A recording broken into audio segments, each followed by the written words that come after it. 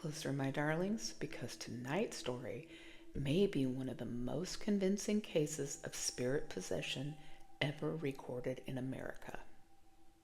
Imagine it's 1877. You have a 13-year-old daughter. For months, she has been suffering from strange episodes. She falls into deep trances that can last for hours. She hears voices calling her name in the middle of the night, and when she wakes, she claims to see spirits floating through the room. Doctors examine her, but they can't find anything physically wrong. The townspeople begin whispering, and soon everyone agrees on one thing. The girl must be insane.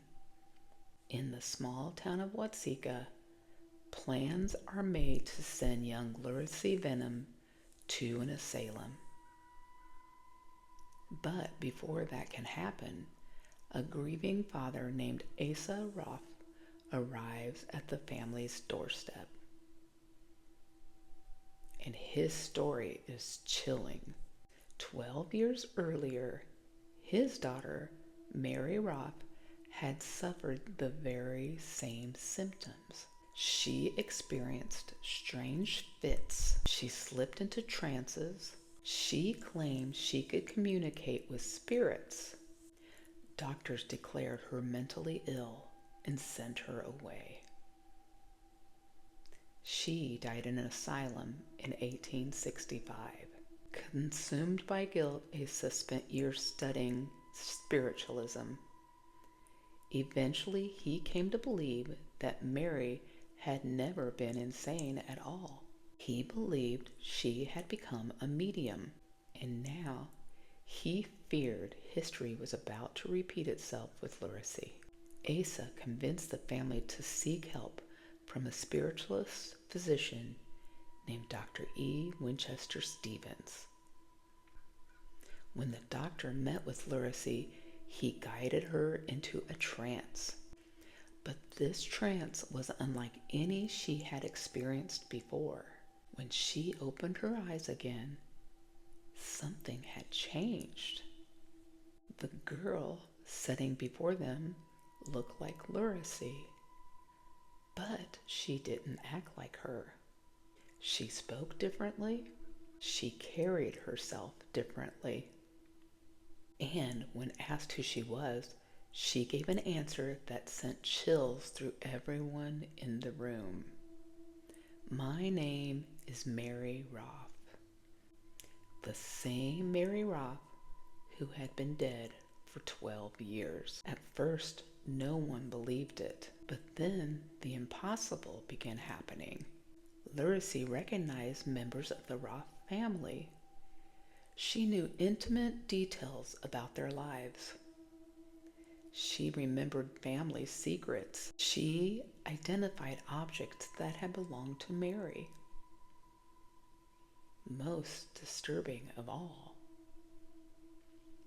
she no longer recognized her own parents.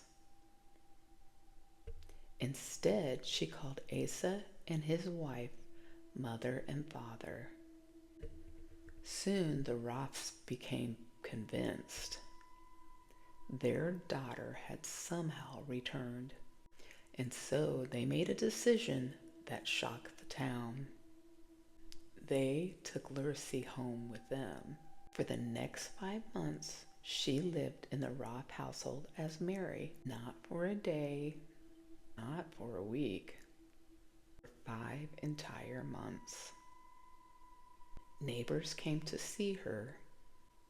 Visitors questioned her.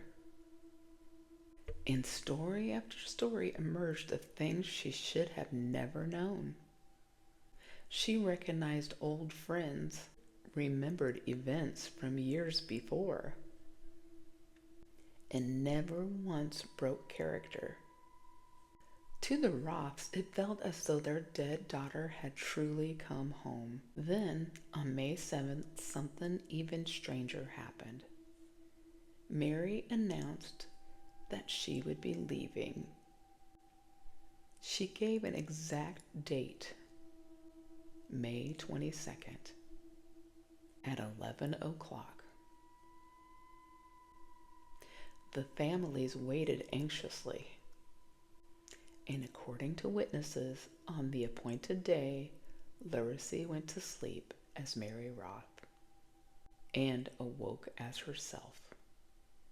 Just like that, Mary was gone.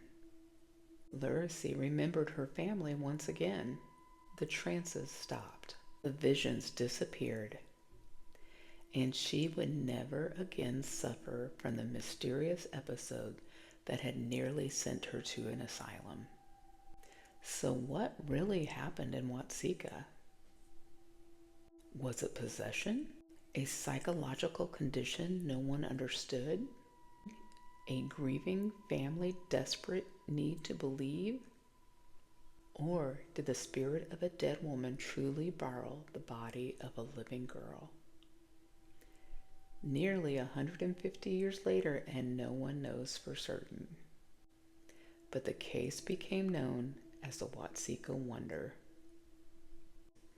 And it remains one of the most mysterious paranormal stories in American history. Sweet dreams, my darlings. And if you hear someone calling your name in the darkness tonight, make sure you know who's doing the calling.